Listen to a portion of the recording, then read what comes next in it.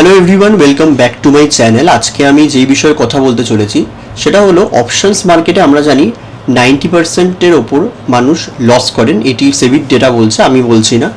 তো এটা কেন হয় সেটা একটুখানি বোঝার চেষ্টা করা যাক আজকের শর্টস ভিডিওতে। শর্টস তো হবে না, মোটামুটি আমার শর্টস বলতে আমি বোঝাতে জিনিসটা 2-3 মিনিট লেগেই যায়, তো সেটুকুর মধ্যে আমরা একটু বোঝার চেষ্টা করি।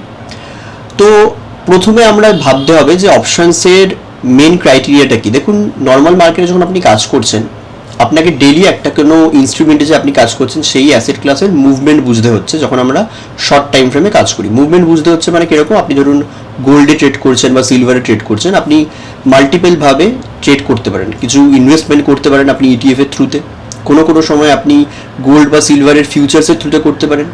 আর আরও যদি আপনি অ্যাডভান্সড হন তাহলে ফিউচার্সের মিনি লট না নিয়ে মেন যে বড় লটগুলো হয় সেগুলো দিয়ে করতে পারেন।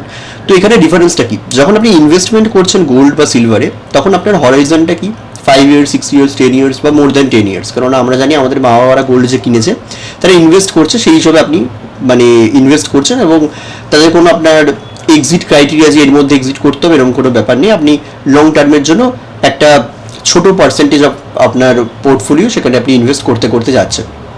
এখানে আপনার প্রাইস মোমেন্টাম নিয়ে অত বেশি প্রেশার নেই।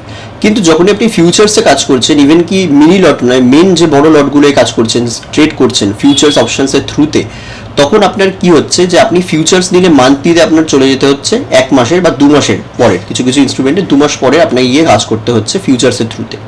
এতে করে কি আপনার 2 মাসের মধ্যে সেখানে ডিরেকশন ঠিক হওয়ার একটা ব্যাপার আছে। তো এখন যা গ্লোবাল সিচুয়েশন, দুদিন অন্তর যুদ্ধ রিলেটেড বিভিন্ন খবর আসছে, ক্রুড অয়েলের উপর বিভিন্ন এফেক্ট পড়ছে, তার সাথে সাথে বিভিন্ন প্রেশিয়াস মেটাল যেমন গোল্ড সিলভারে বিভিন্ন রকমের নিউজ আসছে, তার জন্য কিন্তু হিউজ ভোলাটিলিটি দেখা যাচ্ছে। তো এই যে ডাইনামিক সিচুয়েশন চলছে চারদিকে, যেখানে অনেকটা ভোলাটাইল আছে মার্কেট, তার মধ্যে ডিরেকশন বোঝা কিন্তু অনেকটাই শক্ত হয়ে পড়ছে রিটেলারদের পক্ষে। এছাড়াও আরেকটা জিনিস ভাবুন, যখন আপনি ফিউচার্সে না করেও অপশনসে গিয়ে করছেন, তখন আপনার থিটা ডিকে বা টাইম ডিকের আরেকটা ফ্যাক্টর অ্যাড হয়ে যাচ্ছে। তো ডিরেকশন শুধু ঠিক করলেই হবে না, 2 মাসের মধ্যে ঠিক করলেও হবে না, আপনাকে কিন্তু 1 দিনের মধ্যে সেখানে গিয়ে অলমোস্ট ঠিক করতে হবে, কেননা সেখানে অপশন প্রিমিয়াম সময়ের সাথে সাথে কিন্তু আমরা জানি যেমন ডিকে হয়ে যাবে। এই সেম জিনিস আমি গোল্ড সিলভার দিয়ে বোঝালাম, সেম জিনিস নিফটি 50 এবং ব্যাঙ্ক নিফটি সেন্সেক্সেও একই রকমভাবেই কাজ করছে।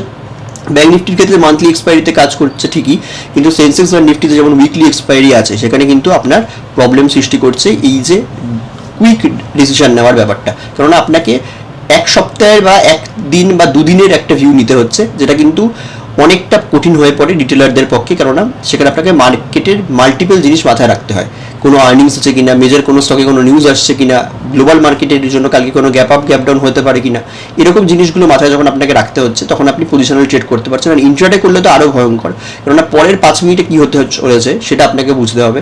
তখন এসএল হান্টিংয়ের ভেরিয়াস কনসেপ্টস প্লাস মার্কেটের বিভিন্ন সেক্টর কীভাবে মুভ করছে, সেদিন মার্কেট সেন্টিমেন্ট কী আছে, ব্রেথ কী আছে, মানে কতগুলো অ্যাডভান্স বা ডিক্লাইনের স্টক আছে, এবং প্রিমিয়াম কীভাবে মুভ করছে, ভিক্স কীরকম আছে, সেগুলো সব কিছু কিন্তু মাথায় রাখতে হচ্ছে। তো এতগুলো জিনিস মাথায় রাখা কিন্তু অনেকটা চাপের ব্যাপার। তো ওই জন্য আমি বলি প্রথমে সুইং দিয়ে স্টার্ট করা ভালো। সুইংয়ের পরে যখন আপনারা আয়ত্ত করে ফেলছেন, কিছু প্রফিট জেনারেট হচ্ছে, সেই টাকা দিয়ে আপনি ইন্ট্রাডে স্টকে কাজ করুন।